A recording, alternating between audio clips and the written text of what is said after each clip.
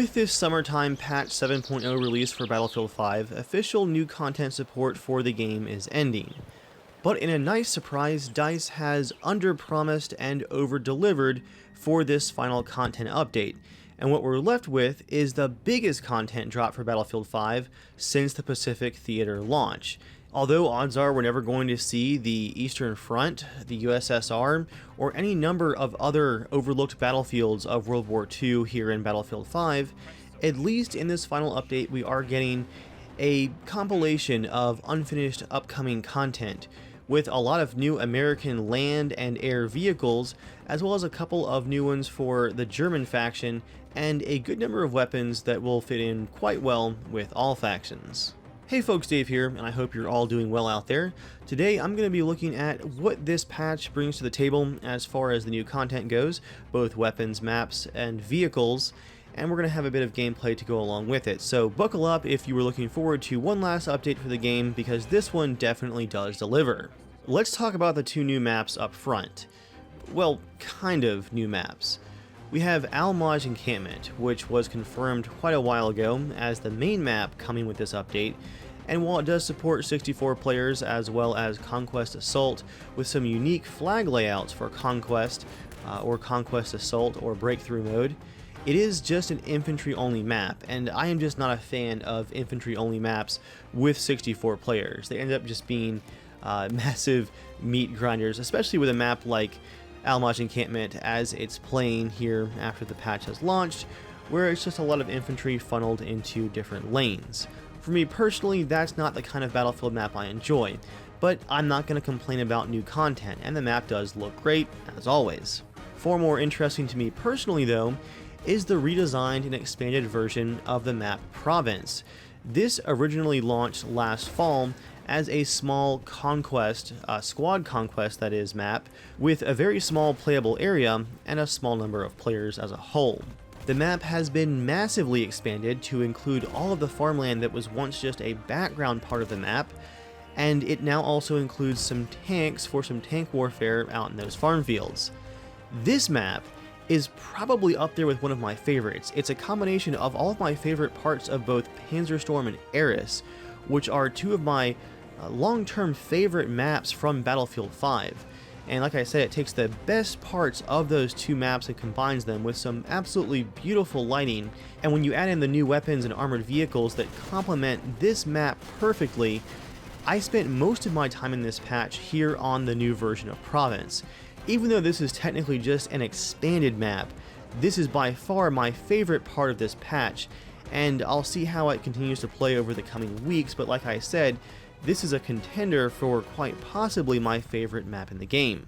If you prefer the infantry combat, there's plenty of neat areas to fight in the city, but there's also plenty of riding around to do in transport vehicles, including of course the classic red tractor, and if you like tanking, you're going to be having tons of armored battles out in those farm fields and fields of flowers as the sun rises, I believe, in the background. I'm pretty sure it's rising.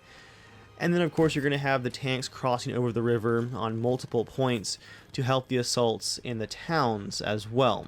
Really, this map just plays like the classic Battlefield medium scale experience, I would say. It feels like a resized version of a really good Bad Company map. It's not quite as small as that, it's expanded to just a really fun level. To go along with some of this unfinished US versus Germany content, DICE has reworked a couple of the other maps to also be USA versus Germany, including Panzerstorm as well as Twisted Steel. This kind of messes with the timeline where these battles were supposed to take place, I guess, but seeing both of those maps aren't named battles, I guess you can just move them to the end of the war, that works fine.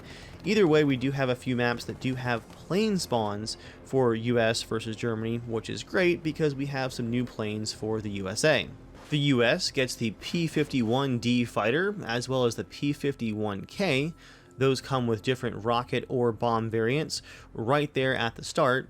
The US also gets the A-20 bomber, as well as the P-70 Night Fighter. Those have similar loadout differences, one focusing on rockets and one focusing on bombs, and all of these new planes have the expanded 6-tier specialization options, so you have a lot of tweaking you can do for these planes. To match them, some of the G6 tech trees, or specialization trees that is, on the German side, have been tweaked as well to give them a competitive edge to match these new American fighters.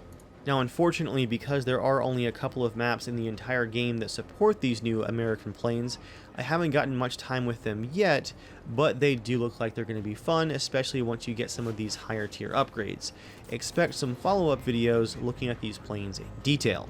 On the ground, and especially useful on the new map Province, both the USA and Germany have gotten new light scout vehicles. For Germany, you get the Puma, which unfortunately starts out with the 20mm autocannon, which means it can't really compete against other armor whatsoever, but it can be upgraded to heavier cannons, including a howitzer cannon. For the US, you have the new M8 Greyhound, which does actually start out at its base specialization level with a cannon, and it can hold its own against armor, but it has, of course, no armor of its own. It's a very, very weak scout car with a nice cannon on top. I've actually been able to one-hit kill these poor Greyhounds with some of the special shells in the Tiger tank, causing a lot of confusion on the American team. Overall, though, both of those scout vehicles are really fun additions to the ground combat, and they are extremely fast. These things drive like a Jeep, but with your choice of some heavier weaponry up top. Definitely expect to get road killed, and also expect a couple of those armor-to-armor engagements to end up as a ramming contest. It's just way too much fun with how fast they are. Let's look at the weapons just briefly, because there are a lot to cover. You do get all of these unlocked for free. Just launch the game and you're going to get them added to your inventory. There's a ton of new things to play with here. You have the suppressed well-rod pistol as well as the well gun submachine gun. For your gadget slots, you have a new grenade, the Type 99 mine. You get 2 of these and they can be thrown and they actually stick onto tanks. They're light mines, but you do get 2 of them. The Sjogren shotgun is also back, as seen in Battlefield 1 mostly, and it has some really nice reload animations to go along with it. For the scout class, you have the RMN50 rifle frag, which is described here in game as more of a hand mortar. It also causes a odd glitch for other players where when you use it, they're going to see a lowercase m next to their crosshairs, because why not? It's not a patch without a bug, right? For the pistols, you have the PPK, both suppressed and unsuppressed, and interestingly, they actually have the same damage, so feel free to go ham with those suppressors, guys. Everyone can also now use the suppressed 1911 in any class. And for the scout class, we have the experimental M3 infrared rifle. This thing has a massive infrared scope that completely blocks your field of view as you're running around, and I find the scope to be mostly useless in Battlefield 5. There aren't many opportunities where an infrared scope is even as useful as a basic scope, but it is an interesting weapon, and it does have a attached suppressor as well, so expect to get random hit markers from nothing as you're running around, because people are loving how quiet this rifle is in game. For the support class, you also have a new anti-tank weapon, the Shaped Charge. In theory, this is going to magnetically stick to vehicles, but I found it really difficult to get it to stick, and most of the time I just impotently tossed it on the ground and it kind of hurt the tank, but I like how it's supposed to work in theory. Maybe I'm just using it wrong. Not wanting to leave infantry out of the new explosives fun, DICE also added a new handheld anti-personnel charge launcher for the support class, which is tricky to use because of the really long fuses on the charges, but you can bounce those things off of walls in really interesting ways, and if you're attacking a tight alleyway, this thing can really come in handy, so I would recommend trying it out for sure. For the recon class, we have the Swiss K31/43, and here in Battlefield 5, it does have the integral scope. What's really cool is you can tap your change rate of fire button to go between the iron sights and the scope as a default setup for this gun, which is really neat. The assault class gets the M1941 Johnson semi-auto rifle, which featured a probably ahead of its time rotating bolt and a cylindrical magazine. I know there's quite a lot of semi-auto rifles already available for the assault class, but this one actually does hold its own with a pretty unique feeling as you're using it there in game. And yes, it's true, the long-awaited French light machine gun, the Shosho, has finally been added to Battlefield 5.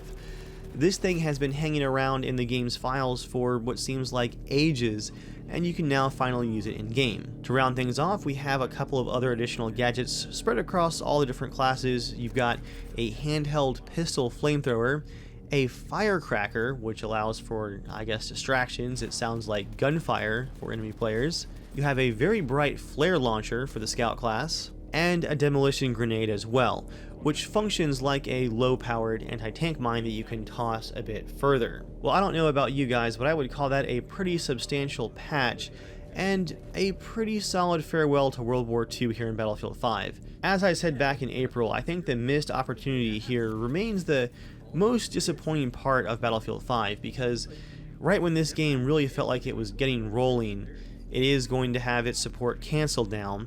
So props to DICE for putting this good-sized patch together and giving the game a solid send-off. Have you guys tried out the new content? If so, what do you think? Do you agree with me that Province is definitely the map to be excited about for this patch?